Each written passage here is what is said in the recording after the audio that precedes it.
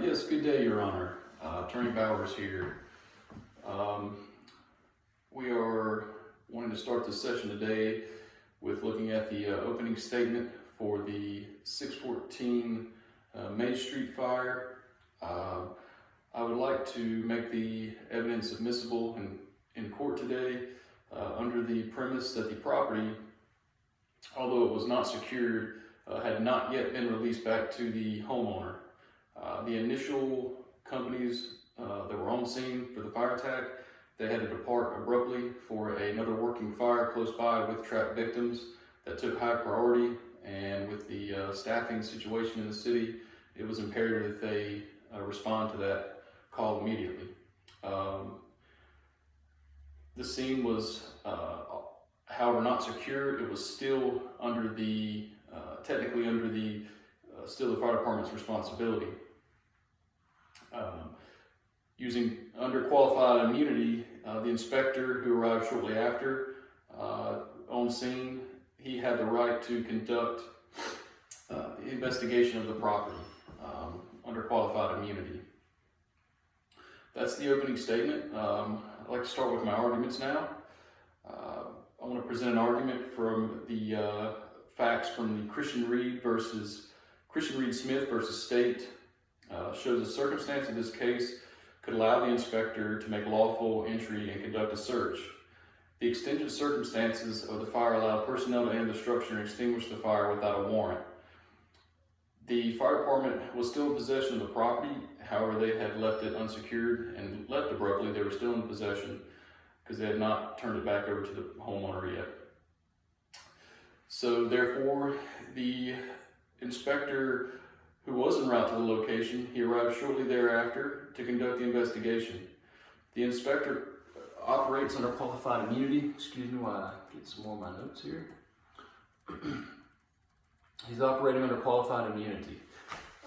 He then conducted his investigation and secured the property because he knew the other companies were not on scene. He did this in a timely manner right after, in extension of the initial operation.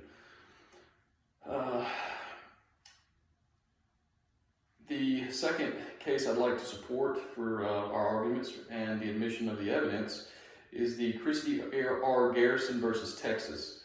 This case specifically states that officers are permitted to conduct a warrantless case and origin search of a house in the immediate aftermath of a fire. And that's one reason I would like for this evidence to be submitted.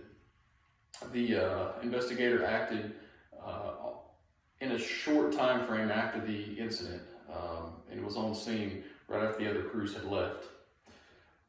The investigation of 614 Main Street fire, the inspector could not have been allowed to go in until the structure was safe to go in with the air quality and the extinguishment of the fire. So him being on scene afterwards actually worked out even better. He had the authority to inspect all the possible sources of the fire. And the last fact here is going to be Michigan versus Tyler. We see the fire investigation is continuous to the initial operation. I've stated that before. And he arrived shortly after the initial units and conducted in a reasonable amount of time after the fire attack, making the evidence of the Main Street fire relative to the trial. The legal aspects of the evidence collected in the Main Street fire indicate the fire was indeed arson.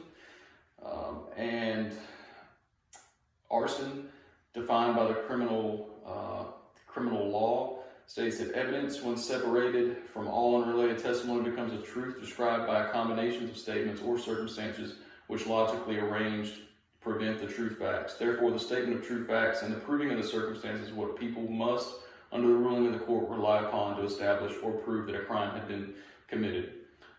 This evidence, I believe, needs to be introduced into the court. It should be admissible for the jury to make their decision on this trial. It is crucial to this case, and it should be deemed relevant to the trial. In my closing statement, I will state that having stated my arguments and provided the facts, I, Attorney Bowers, believe that the Main Street fire investigation was conducted as a continuance of the initial fire attack operation. The evidence should be deemed relevant to the trial, and the jury should be made privy to the evidence and information to help them in their decision of the verdict. Thank you for your time, Your Honor.